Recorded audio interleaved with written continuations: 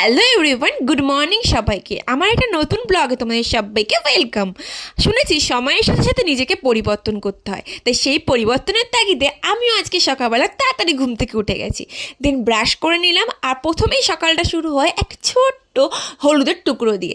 হলুদটা খাওয়ার পরই আমি এখন ব্রেকফাস্টের সাথে সাথে একটা নতুন আইটেম অ্যাড করেছি, সেটা তোমাদের সাথে শেয়ার করি।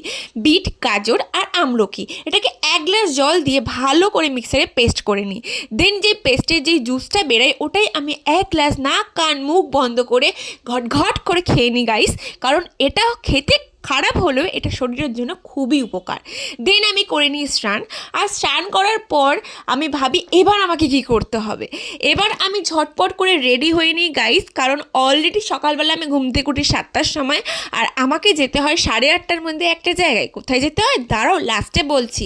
দেন আমি একটু হালকা ময়েশ্চারাইজার মেখে নিয়ে চলে যাই আমি রান্নাঘরে একটুখানি চা করার জন্য। এখন সকালে কিন্তু আমি গ্রিন টি খাচ্ছি। হ্যাঁ, তোমরা সবাই বলবে যে আমি এত রোগা তাও গ্রিন টি কেন খাই, কিন্তু আমি জানি না আমাকে গ্রিন টি কেন খেতে বলা হয়েছে। 4টে বিস্কুটের সাথে আমি গ্রিন টিটা খেয়ে অনেক কষ্টে গ্রিন টি খাই গাইস, কারণ আমার গ্রিন টি খাওয়া একদমই অভ্যাস নেই।